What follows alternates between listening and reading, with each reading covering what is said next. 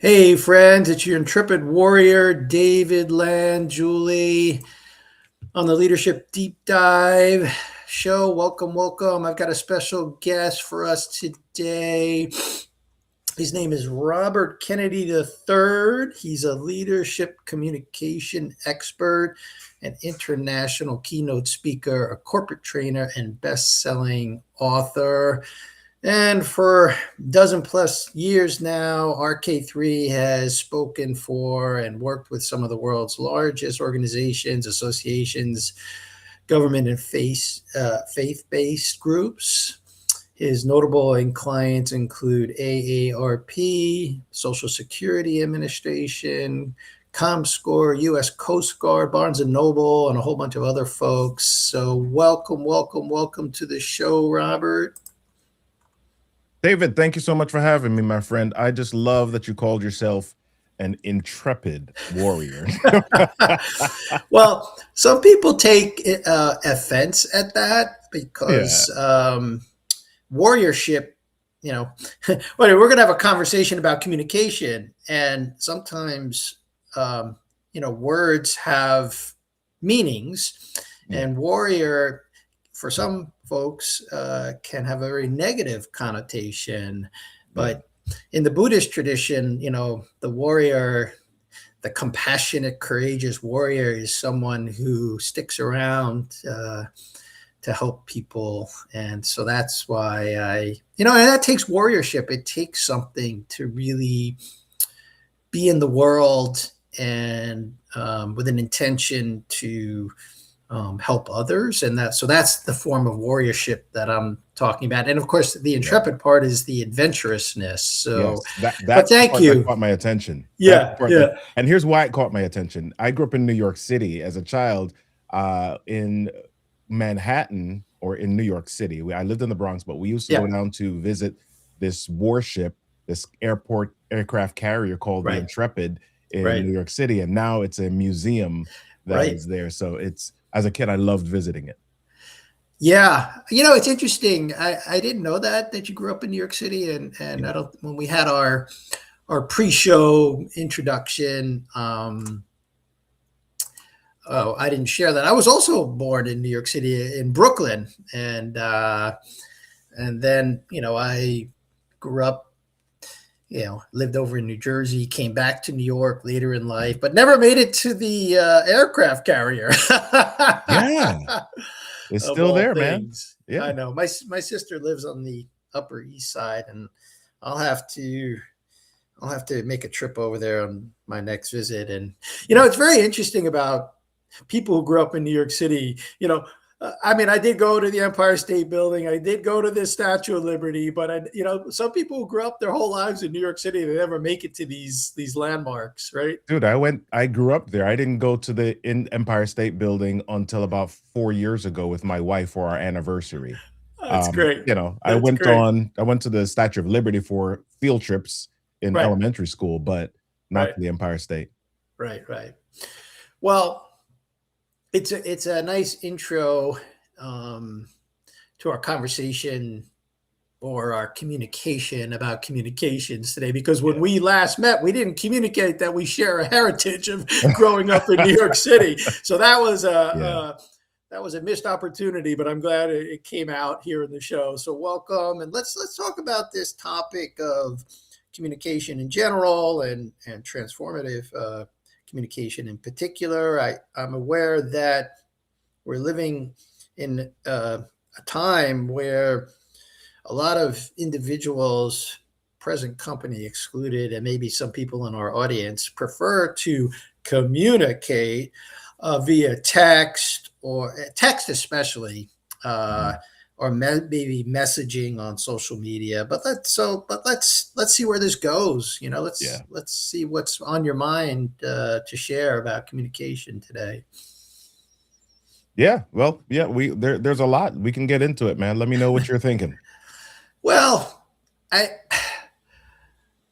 I'm aware that there's a lot of breakdowns that are happening, Mhm. especially when you communicate by text. So Yep. that's where I think breakdowns can happen in email as well, in terms of communication. But I'm particularly aware that texting is, maybe it's useful for some things, but people use it as well Yeah. as email for a communication that wasn't really designed for. So let's talk about it and see what your Yeah. thoughts are.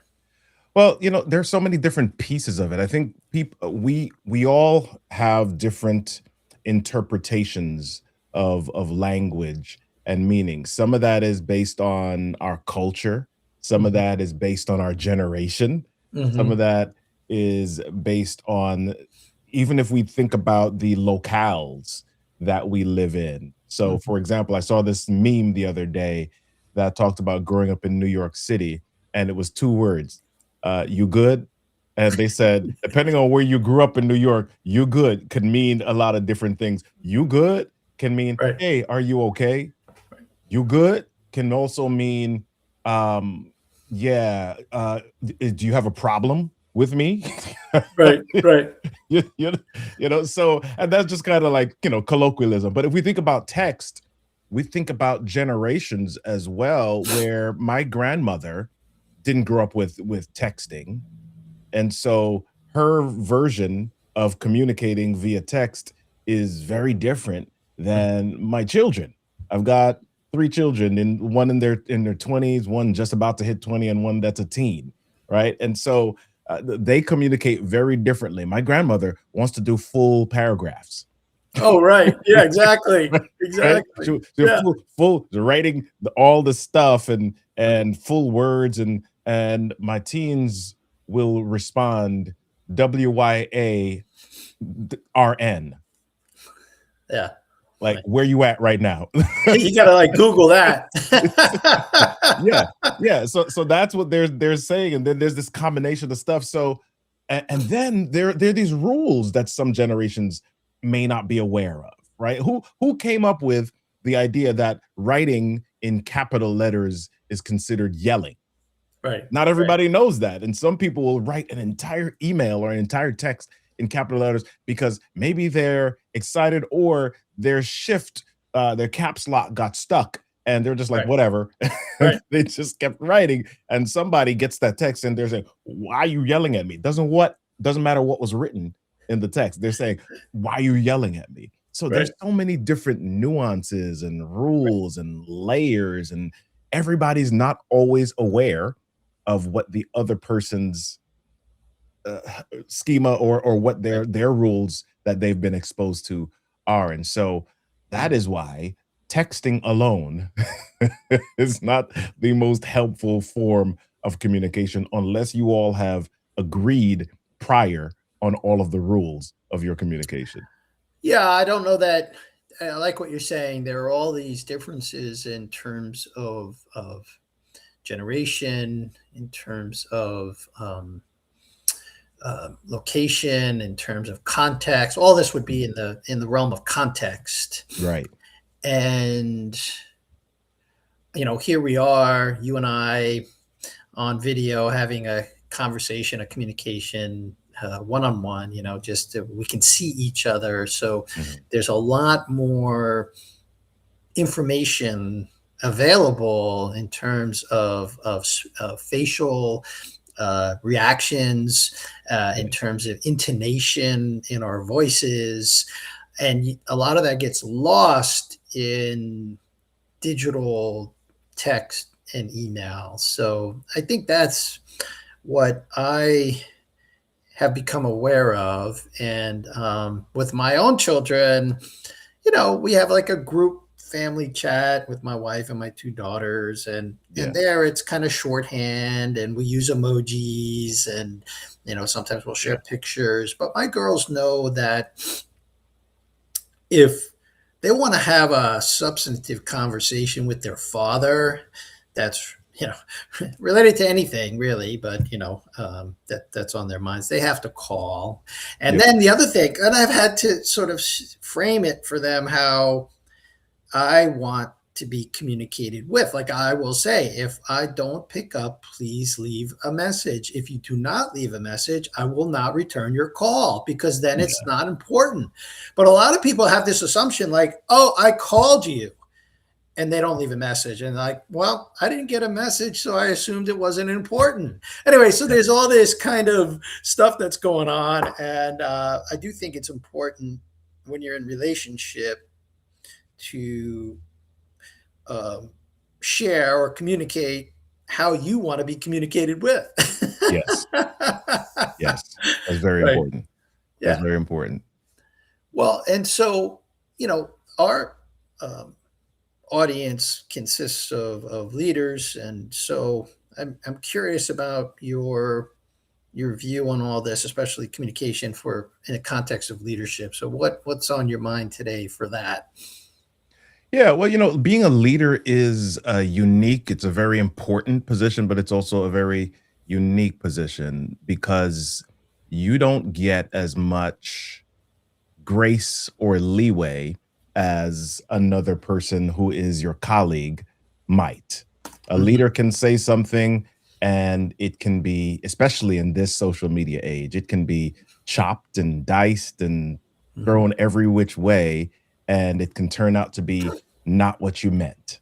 And mhm, so leadership communication is can be a tenuous space for mhm. a lot of leaders. They don't want to they're nervous about what they should say and how they should say it, especially in public. And so they default to saying generic things instead of what might be authentic.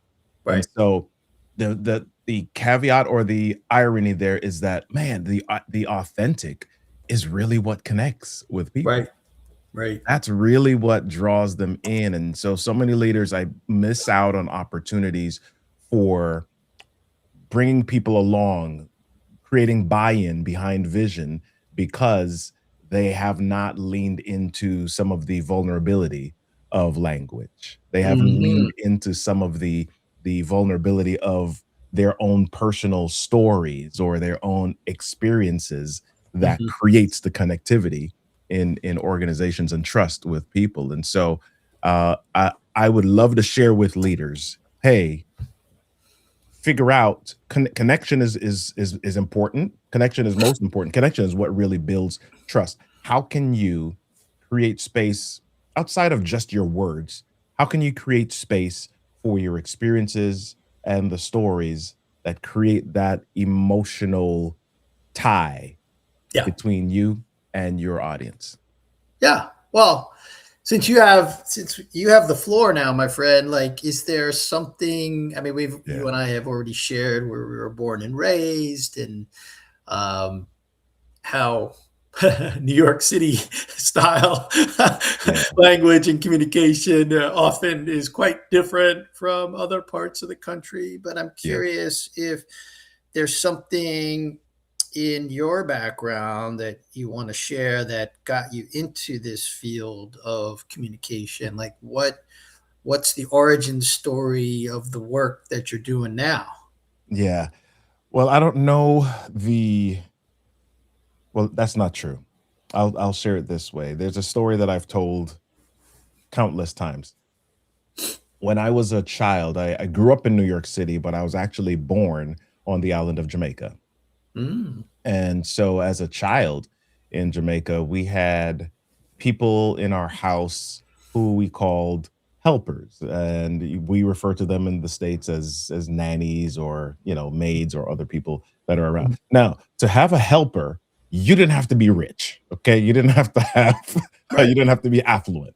The helpers were typically, teenagers that were around, they did laundry, they babysat, that type Mhm. of thing. And so as a kid, my mom told me that I started speaking very early. At the age of probably about 7 or 9 months, she said I was uttering full sentences at that Wow. point. Yeah. So, my as a young child growing up, I talked quite a bit, and I was curious, and the people that were around me, the helpers typically, said, "Hey, you ask a lot of questions. You talk a lot. Bobby, you talk too much. You ask too many questions. You should be a lawyer. You're talk too." Yeah. I was curious. Yeah. So after a little while of hearing that, I stopped. I stopped talking too much. I stopped Mm. talking.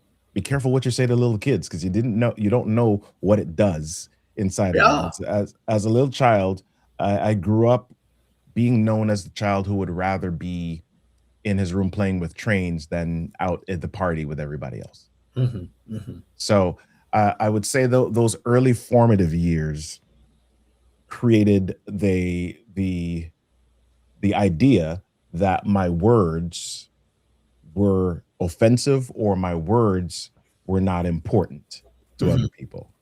mhm. So growing up after that, at some point I noticed that people who spoke out kind of got opportunities that other people didn't. Right. And I also noticed that there were people who tried to speak, but they were just not heard. So I don't know if there was an intentional decision to go towards this field, but when I was in high school, I took a career inventory exam, and the career inventory said, "Hey, you'd be great at two fields: one, communication; the other, electrical engineering." So I went to college and I did biology. Oh, there you go. Yeah, there we go. Made sense. Perfect sense. So Right. I did biology, came out of college, was working in the mental health field, got a job at a radio station with the news anchor and started to do a little bit of that work. I was offered the full-time position, turned it down because it wasn't enough money.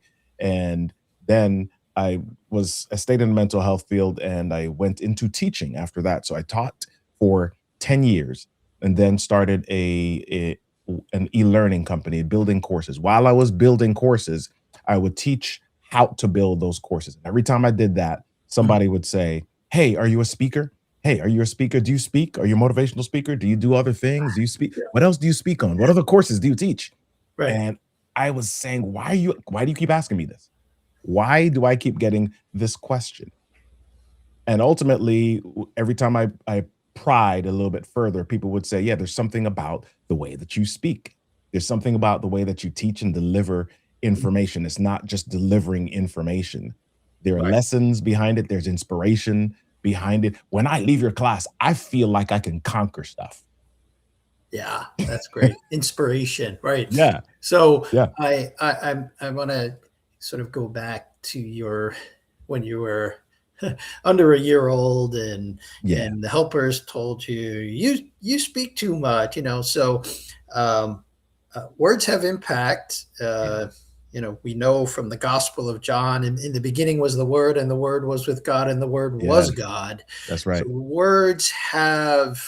tremendous words have creative I like in some of the work that I do when I am communicating with larger groups rather than one-on-one coaching. Mhm. I like to remind people that words have impact. They can create or they can destroy, Yeah, you know, and we're seeing that in our cable news format, also on social media. I see a lot of destructive words being used yeah. as opposed to uplifting, inspiring uh, word choices. So I'd Mhm. like to hear your thoughts on that. I know as a public speaker, you are on the inspirational side of creative and inspiring people, but I'm curious about your commentary, your thoughts on, um, it's very addictive, this social media and this cable news, and sometimes people mimic what they see or what they hear.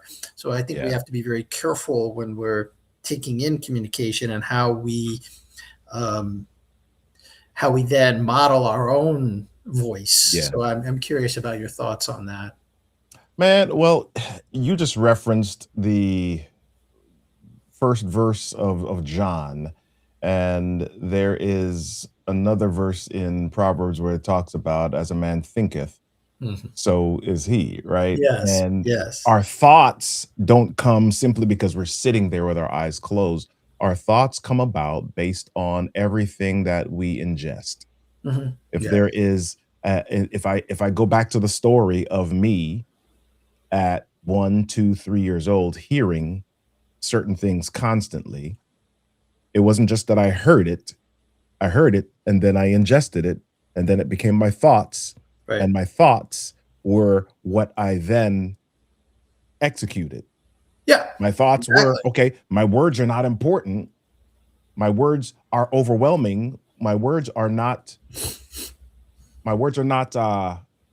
doing what they're supposed to do here. Yeah. So I'm going to suppress them because obviously it's offending somebody. Mhm. So if I think about social media, if I think about news, if I think about what we're consuming on a regular basis, those affect your thoughts. Yeah. So what is it that I'm consuming? If I'm consuming every day, oh my gosh, the president said this. Oh, this war is happening. Oh, these people are mad. Oh, there's this reality show. There's this thing. There's this. All of that goes here. And when I think that, Yeah. It comes you back know, out. out Yeah. of the heart, the mouth speaketh. Right? So, Well, I think we have to be very careful in these days, especially um, to what we listen to. So, yeah, so the communication is a bimodal, maybe a trimodal type of thing, yeah, right? You are listening, then you are thinking, and then you are speaking. So maybe yeah, those would be the three modes. And I think we have to be careful. I do still watch the news. I think it's better, not too much, but I think it's better to read the news if you yes, can, because then there's a little bit, it's usually more thoughtful in terms of how people are communicating their opinions when in the written form. So there's another form of communication is written communication. We talked about texting and emailing, and there's also writing, which you and I both do, and to communicate things. yeah. But you can be more discerning, I think, when you are reading as opposed to when stuff's just coming in your eyes and your ears Yeah. over a screen. Well, I wouldn't say it's just discerning. It is. So here's what happens when something is written, you have the opportunity to create the picture in your brain, Right. right? You would determine what that picture looks like. And that picture may have varying layers of danger or varying layers of just what is the word I'm looking for? I'm losing my word right now. But it can be more, it can be exaggerated Yeah. or it can be muted depending on what you think based on what you read. Right. And the words that are on the page, the words, colorful words help to do something. So that is why when you're writing or you're doing emailing or you're doing written communication, there are certain words that you can use that really create a magical picture in the Hmm. brain of the reader. Hmm. If I am speaking or you're hearing it, you get the intonation, you get the volume, you get the energy, and so Hmm. that adds another layer to the picture. But Yeah. what you don't get is the body language. You don't get any additional visuals. So you're still hearing it audibly and you're creating another layer. When I see it, when I see somebody saying it or when I see it on video, or if there's a combination of both, I'm seeing them say it, and there's, as in the case of the news, there's a little video playing behind them. Most of the interpretation or most of the visualization is done for me. Right. Yes. So Agreed. there's some good in that. There's some good in that. As a marketer, I want to create the visualization for for my clients. I want them to see what I want them to see. I want them to see and connect with something. And so I use my words to help create a hook that connects them or pulls them emotionally into the space where I'm Mhm. visualizing an experience for them. But there's also something amazing that happens if you are just leaning into the word, the written word, and maybe the audibly spoken word that allows a user or allows a listener to just hear or create the picture. Which is why when I go up on stage as a speaker, yes, I'm using my body language to create energy in the space, but I'm also using my words not to keep the attention on me, but to help them to go back into their minds to Mhm. create a picture of an experience that they've had, an experience that they may want to have, an experience they have not had yet, but I'm creating it for them so that they can then live Yeah, it while I'm there. gotcha. Yeah, painting a picture in someone's mind is an expression that's used. And you can with words and energy and tone and body language create that. It's harder to do in the written, but you can do it in the written word as well. But that takes some time. Like it usually, uh, that's where I think in texting and emailing we can go off the rails a little bit because Yeah. you don't have all the other cues. Um, I want to go back to something you said uh, uh, about leaders and verbal communication. There's a lot of jargon. I call it org speak Yeah. out there. Like, oh my god, that stuff makes me glaze over. Like, oh really? Like, and then there's like that kind of thing even in the texting, with the acronyms. So Mhm. I'm curious about your opinion about for leaders about using org speak. Yeah. Well, your job as a leader, as a communicator, is always to do two things. Number one, to create connection Hmm. and to be memorable. Hmm. If you just speak, how many people have gone to meetings in organizations and they leave the meeting and they have no idea what the heck they just experienced? They don't Right, remember what it was. It was just just right, information. right.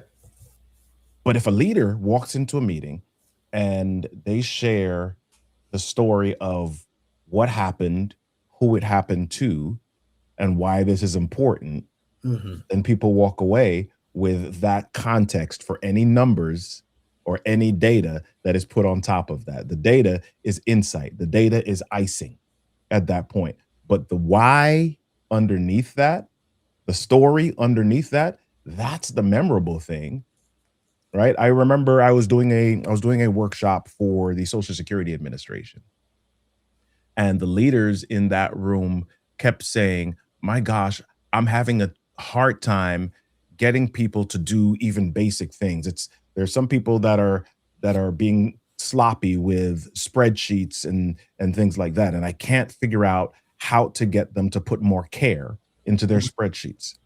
So I asked the question. I said, who gets these what who does the work that you do affect in the end? And they said, well, we do a lot with Medicare and Medicaid. I said, okay, who gets Medicare and Medicaid? Well, that's, mothers, grandmothers, people over this age. Okay. Do the people in your department have mothers? Oh, yeah, they do. Okay. Do they know people? Do they have grandmothers, over the age of 65? Okay. Yeah, they do. What would happen if there was a glitch in the system that prevented them from getting the Medicare or the Medicaid or the resource that they needed? Well, people wouldn't be happy. Hmm. Okay, so let me personalize this. If Well, there was a glitch in the it'd be system, more than that. That people yeah, would be, yeah, without food or without medical care. I right, mean, there's the impact, right? Hmm. right. So if it was your grandmother or Right, grandfather, right, how would you feel if that happened? And so now I can say, well, that's the importance of the spreadsheet. right. Then the spreadsheet is this piece in the process that if we don't care about it, here's who it ultimately impacts. Yeah, that's great. So you help that leader personalize the Yep. importance of and the care that's in having accurate spreadsheets. And I want to go a little bit riff on that because there is no such thing, in my opinion. There's no such thing. See, that's another thing in communication.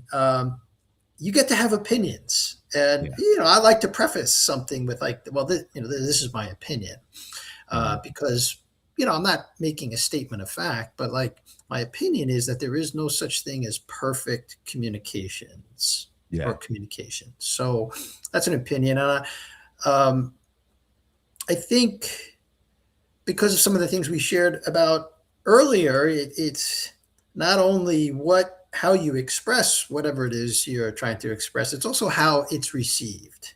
Yeah. And you have no control over how it's received. Whatever you only can control the words that you use. And I'm curious about your because I've said some things that have been taken the wrong way. It's just going to happen, Mhm. and it's. I think again, my opinion is it's where are you coming from in your communication? What is your intention? Yeah. So I'm curious on your thoughts about intention and uh, because sometimes the words don't register or someone misinterprets what you're saying. So what are your thoughts on this? Yeah. I'm picky on words sometimes. Mm-hmm. Not sometimes. I'm picky on words a lot. Mm-hmm. Okay, yeah, that's important. Yeah. As a leader, I believe the words that you say bring people down a path, and the words that you say create thoughts or Mm-hmm. create connection with them. I'll push back on the term in my opinion just a little bit. When I hear the term in my opinion, it pushes away any external and it just says, listen, this I just think this. You may not think it, nobody else thinks it. If I'm the leader of an organization and I say, well, in my opinion, I think we should go this way. You know, my response as a person in the audience is, okay, well, that's your opinion, Mm-hmm. right? But as an organization, okay, my computer glitched here for a second. But All right, you're back. as a leader, I want to create conviction Mm-hmm. rather than an opinion. An opinion, it kind of puts it in the op-ed status. But as a leader, if I want people to follow, I'm going to say, I strongly believe this is direction. This is the Mm-hmm. direction for the organization. Mm-hmm. Yeah, I Because like when I that. say I believe, people are saying, okay, this person is passionate, this person is convicted about the direction and the idea that they're sharing. And so the languaging of that for me really is what creates the intention and the follow. Gotcha. Yeah, no, I like that. I do. I think it's a bit stronger.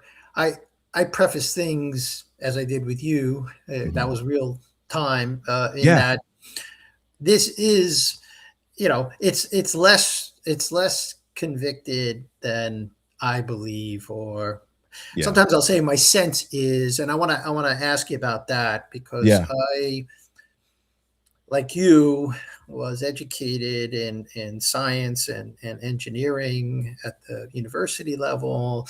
Spent a lot of my early life doing a lot of left brain activity, rational analytical. There's a place. There's definitely a place for that. It's important in our modern era, my modern Mhm. age. A lot of the world functions this way now, and as I've gotten into my own work around leadership development and coaching, I've been strengthening my right brain, my intuitive side of my mind, if we want to call it that, Mhm. um, sensing um, what. So, without any visual cues, you can still use your intuition. Visual cues are helpful in catalyzing the intuition, but I'm Yeah. curious about your sense of intuition and how you use it in with audiences. Yeah, when you're in the room. Yeah.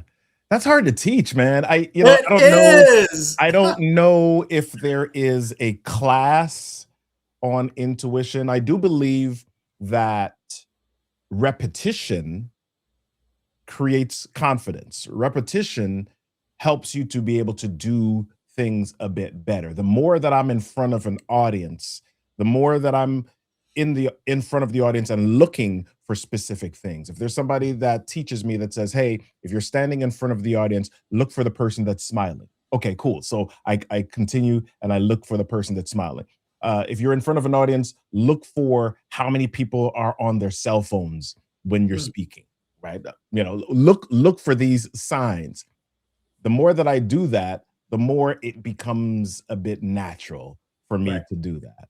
right. And so, yeah, there may be milestones or triggers or benchmarks or things that you can indicators that you can look for that really strengthen what may be your gut instinct. But man, there's some people that just seem to have a natural instinct, the natural Yeah, inkling for operating via their gut. And I believe that we all have different gifts, right? We yeah, were talking about Bible earlier. I believe we all have different spiritual gifts, which gives us different levels of expertise or talent in yeah. certain areas. And so, yeah, there's some people that just have a natural gut instinct for certain leadership capabilities Yeah. or experiences. But I don't know how to teach that. It, well, yeah, that's good. My sense is, I believe that Yeah.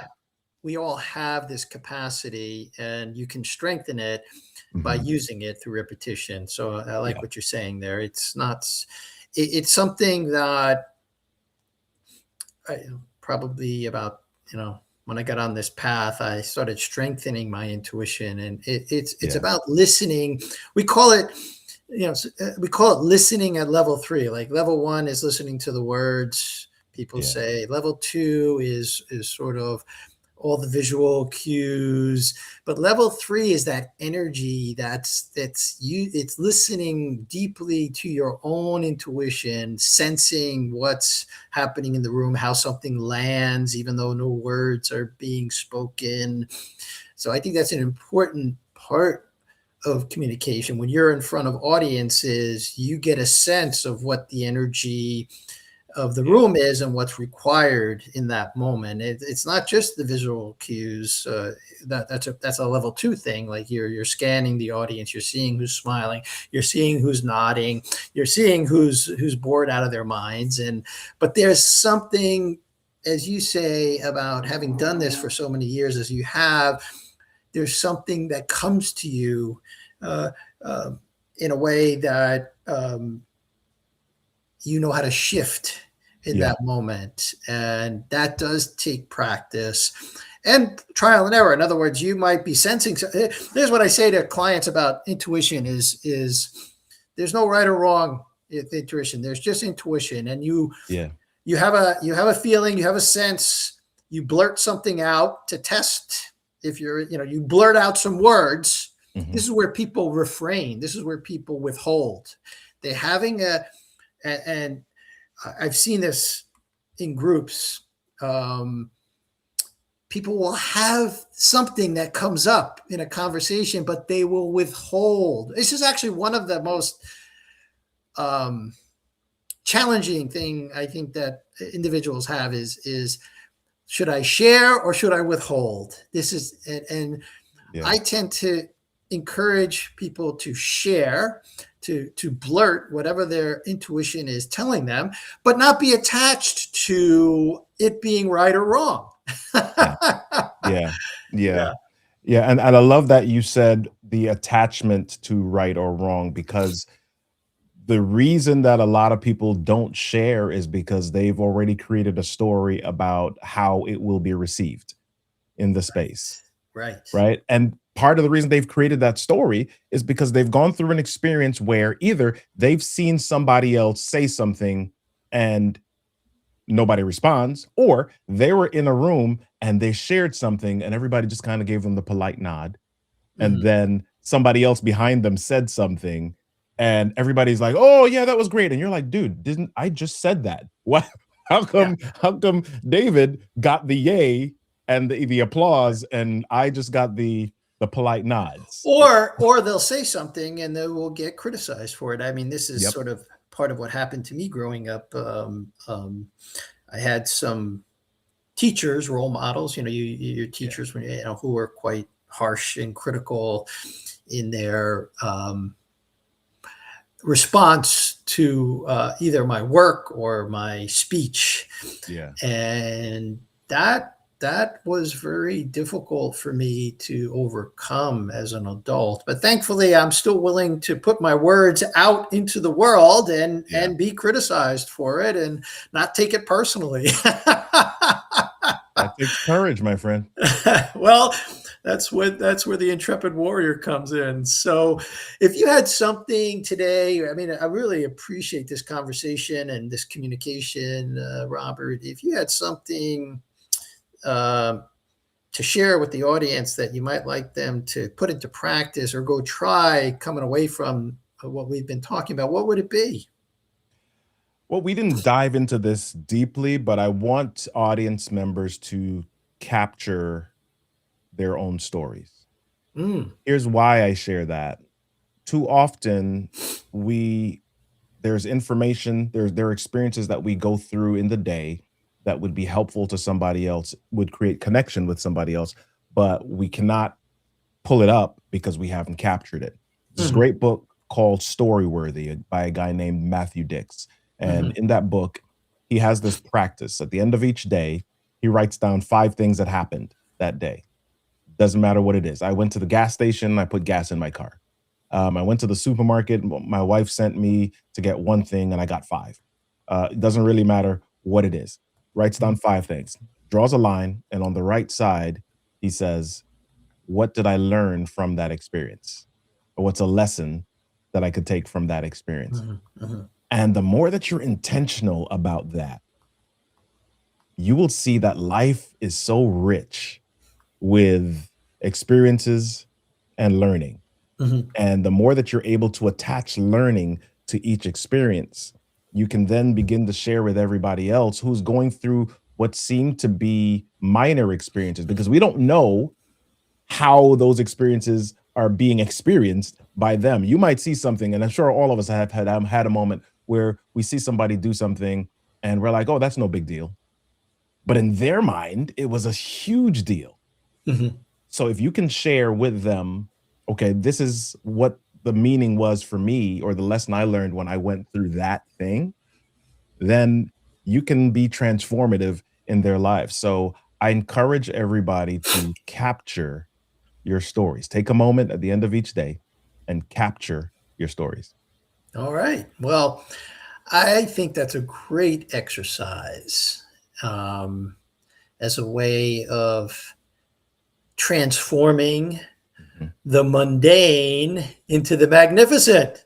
I love that. I'm taking that. I'm stealing that, You David. can take that. You can Yes. take that. And by the way, I'm the guy who does the grocery shopping, which might seem in our family, it might seem mundane, Yeah. but I just to pick up on that, um, my wife really appreciates it because she knows when I'm shopping, I'm thinking about her and I'm thinking about my daughters and what is it that they will eat and they will like and they will appreciate. So there's a whole story you can share just about the mundane of grocery shopping that makes it Yeah. magnificent. So thank you. That's a great exercise. And folks in the audience, whatever it is for you, I mean, we just happen to land on grocery shopping, but Yeah. maybe you went for a bicycle ride or maybe something at work, that is normally quite mundane for you, that you think about it in another way, like the spreadsheets with the Social Security Administration, like how could that become magnificent in terms of getting the accuracy done for your elderly grandmother who's on Medicare and Social Security, that really takes care of them. So yeah. Yeah. All right, my friend, anything else you want to share Yeah, I today? mean, we just talked about the mundane to the magnificent. I don't know when this will air, but I have upcoming a session called the Story Vault Remix, where we're walking people through how to extract those mundane moments and turn them into assets that you can use for presentations, for conversations, for Great. marketing assets, whatever it is. So I'll be doing that. So they can go to storyvaultremix.com to register. Storyvaultremix.com. They can Yeah. also find you. I see on your name tag here on you have your website. Can they find that through that Yep. channel also? Okay. Yep. If they go to robertkennedy3.me, they'll see the graphic there for that as well. Perfect. All right, guys. Well, go to Robert's website, check out his upcoming program, and reach out to him directly if you want some help taking your mundane life to the more magnificent side of it. All right, brother. Well, thanks so much and take care. Thanks for coming on the show. And now go put it into practice. Appreciate you, David. Thank you.